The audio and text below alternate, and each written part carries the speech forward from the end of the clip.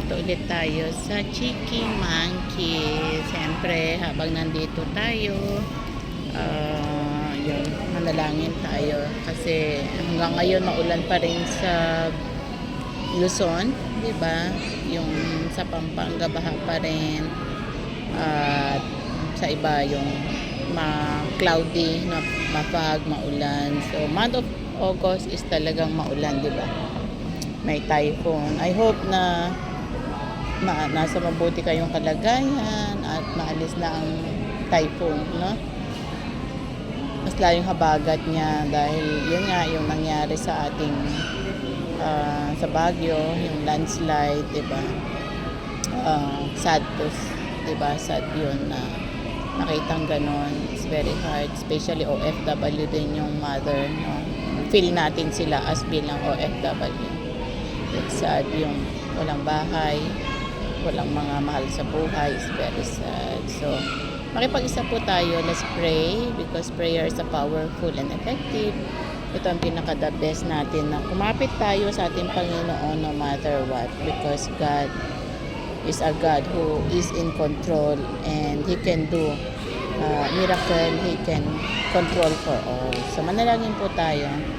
Lord God, salamat po sa oras na ito. Hinihiling po namin na proteksyonan mo ang bansang Pilipinas, O Lord, especially sa Luzon, yung maulan, na dumarating ang ulan ngayon, at ang pagpalain mo, Panginoon, ang aming bansang Pilipinas, at patuloy kang gumalaw, ingatan mo, Luzon, Visayas, Mindanao, O Lord, at yung mga habagat, yung mga typhoon, wag mo na pong hayaan na ito ay dumaloy sa aming bansang Pilipinas. You are in control for everything. Protect our family, our house. Ganon din, Panginoon, ang mga kababayan namin, O Lord God. Father, Ikaw po ang manguna. At Ikaw, Panginoon, ang Diyos ng Himala. Hayaan mo, Panginoon, na kumilos ka at maghari ka, O Lord. At Ikaw pa rin ang kanilang kailangan. Ikaw pa rin ang Diyos, Panginoon. Nawa, marami ang maligtas, marami ang makikilala sa iyo, tumanggap sa iyo bilang Lord at personal Savior nila. I-acknowledge nila na Ikaw ang kailangan naming lahat, Panginoon.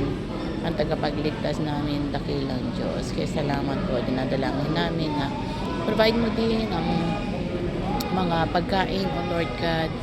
At ganoon din po, Panginoon, yung mga may sakit, pagalingin mo, O Lord, yung mga nanghihina, palakasin mo, lalo na sa kanilang pananampalataya, palakasin mo ang pananampalataya nila at gumalaw ka, dakilang Diyos.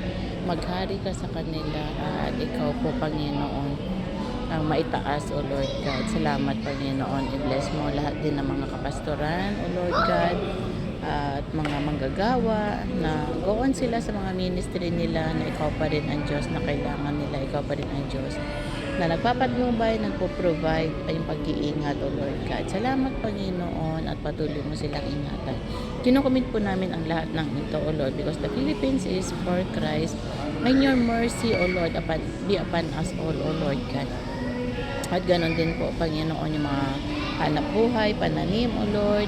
Ingatan mo, Panginoon, ang bawat pamilya. Panginoon, ingatan mo, O Lord God, bawat ama't ina, mga anak, mga apo, O Lord God. Salamat, Panginoon. Kumilos ka sa aming bansang Pilipinas, sa aming presidente, mga senate, O Lord God, down sa mga barangay, mayor, congressman, kagawad, Panginoon, sa pinakamababa, O Lord God. Dahil Ikaw ang nagluklok sa kanila, Ikaw din, Panginoon, na may plan at Ikaw din ang mag-aalis sa kanila.